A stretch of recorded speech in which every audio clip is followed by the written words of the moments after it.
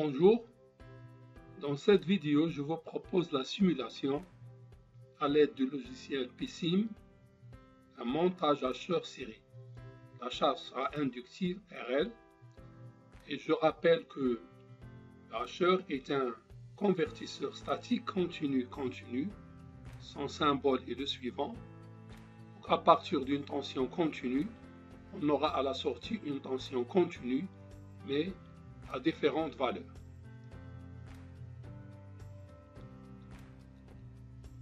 Le montage qu'on va réaliser sera le suivant. À partir d'une tension continue, on a le hacheur K qu'on va réaliser à l'aide d'un composant électronique qui est un IGBT. Voilà, la résistance, l'inductance et la diode de roue libre. Passons maintenant à la simulation. Là, on choisit le logiciel PSIM.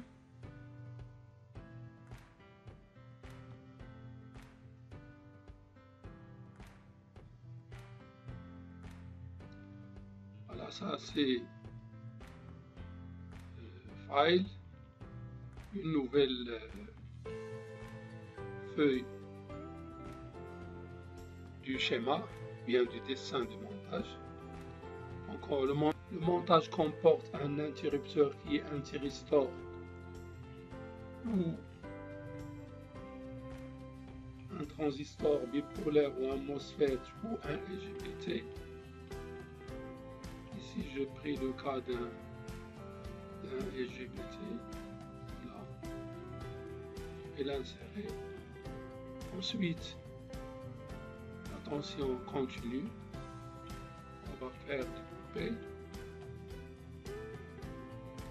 Puis la diode de roue libre qui sera ici.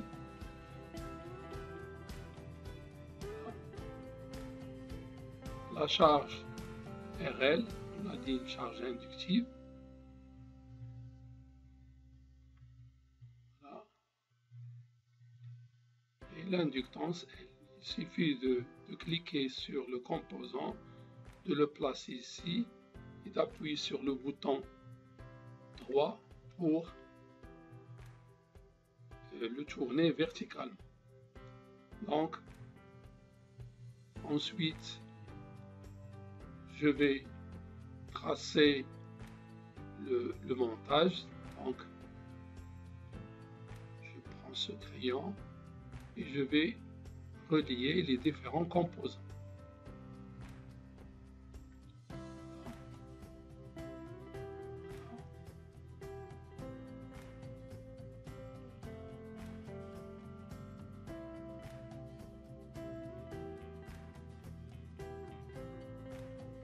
Voilà.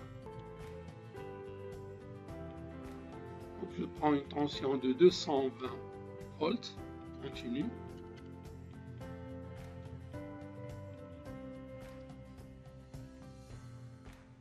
Tension d'entrée, je l'ai appelé U.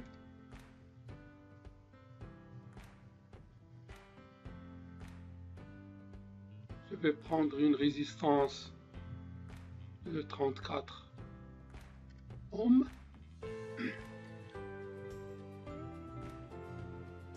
La résistance, je vais l'appeler tout simplement R.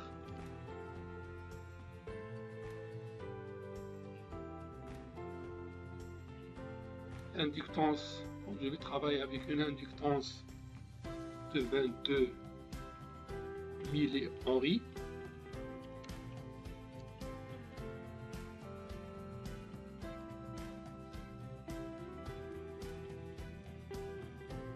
Je dispose d'une seule inductance, donc je vais l'appeler L. Voilà. Maintenant, il faut pas oublier la masse. Compte. Il faut l'insérer ici. Bon, pour la visualisation, il faut choisir des sondes. Donc vous avez ici sonde de tension, ici sonde du courant. Là c'est par rapport à la masse. Cette sonde c'est entre 2 points au bord du hacheur, bien du composant, d'accord, de l'interrupteur. Voilà. Je dois, comme lorsque vous voulez brancher un voltmètre, tout simplement. Ici, je prends ce voltmètre, mais qui est placé automatiquement entre ce point-là et la masse, d'accord? Je vais insérer un ampèremètre pour mesurer le courant dans la charge et un ampèremètre pour mesurer le courant dans le hacheur. Donc il suffit de choisir la sonde ici et de l'insérer directement ici. Donc, vous voyez, c'est très simple. Voilà. Je vais appeler ce courant-là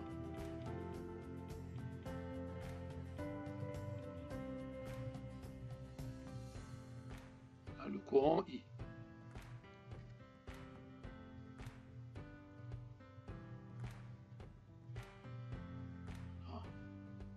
J'insère un autre ampèremètre ici.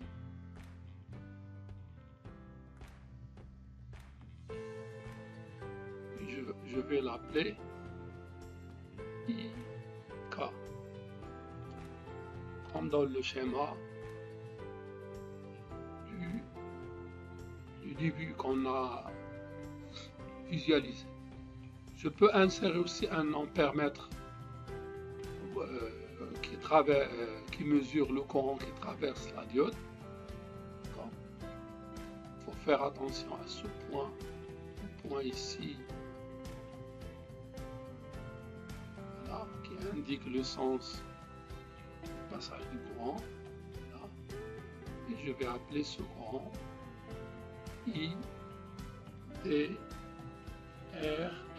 c'est-à-dire le courant dans la diode de roue libre. Voilà. Maintenant, j'ai terminé le montage. Il me reste tout simplement à indiquer le rapport cyclique alpha et la fréquence de hachage. Je vous signale qu'un hacheur fonctionne en commutation, ou l'interrupteur fonctionne en commutation, d'accord? C'est-à-dire soit il est saturé, soit il est bloqué, d'une manière périodique. La fréquence d'utilisation est appelée la fréquence de hachage et on définit le rapport cyclique alpha, d'accord, comme le temps de fermeture sur le temps de la période. Donc la commande s'effectue grâce à ce bloc-là. Donc la même chose, voilà.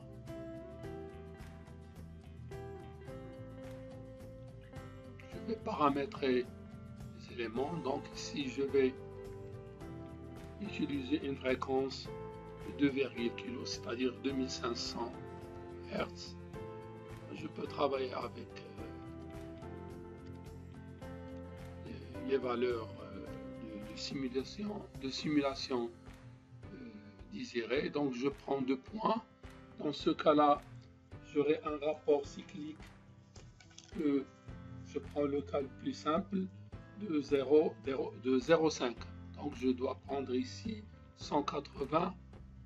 Alors, les 2 points, switching points, c'est-à-dire 0 et 180.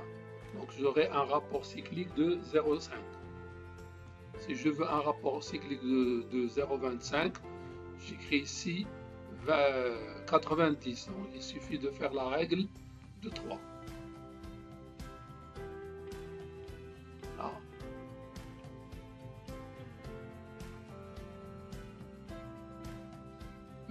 Pour simuler, il faut choisir ce qu'on appelle le paramètre de contrôle. Donc ici j'ai 2500 Hz, donc j'ai une période de 0,4 milli. Donc je dois choisir la visualisation. Donc le total le temps de visualisation total sera de 10 milli. D'accord. Donc et le print time, c'est-à-dire le point à partir de laquelle je vais prendre mes mesures. Tout ça, nous allons voir tout ça dans une vidéo destinée à ce réglage. Donc, je prends ici 0.0092. Vous allez voir par la suite pourquoi j'ai choisi ces valeurs-là. Voilà. Donc, il me reste qu'à, parce que nous avons choisi cette tension-là comme tension V. Voilà. Pardon, la tension U. C'est fidèle au choix qu'on a effectué au début. Voilà. Et la tension ici, c'est la tension VH ou bien VK. Tension au bord du H ou bien de l'interrupteur. Je place ici une sonde pour la tension au bord de la charge. Je vais appeler tout simplement la tension V.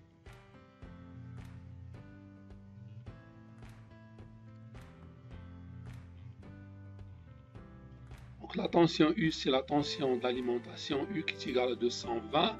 La tension VK, c'est la tension aux bornes de l'interrupteur. Et la tension V, c'est la tension de charge.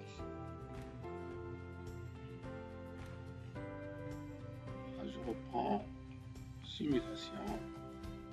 Donc je vais commencer par la tension V et la tension au bord de la charge. Voilà, on a bien une tension ici qui est de forme de carré, parce qu'on a choisi un rapport cyclique de 0,5. Donc ici, le hacheur et l'interrupteur passant, puis bloqué, passant, bloqué. J'ai ici deux périodes. Je dois visualiser aussi le courant dans la charge. Et ensuite, vous remarquez que le courant il est pratiquement continu. D'accord?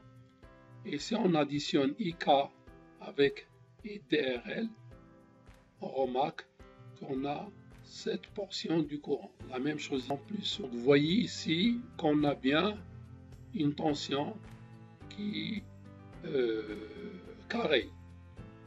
Donc si je veux mesurer sa valeur moyenne, donc ici il suffit de choisir la tension là qui est la tension V, tension au bord de la charge, valeur moyenne, average, ça me fait V qui est égal à 108. D'accord? Puisque ici j'ai 1.08 10 puissance 2. Donc ça me fait une tension de 102, 108. Donc vous remarquez, c'est à peu près 110, puisque j'ai un rapport cyclique de 0,5. Et la tension plus grande. Je prends par exemple ici un rapport cyclique de 0,8. Ça me fait ici le deuxième point de 250.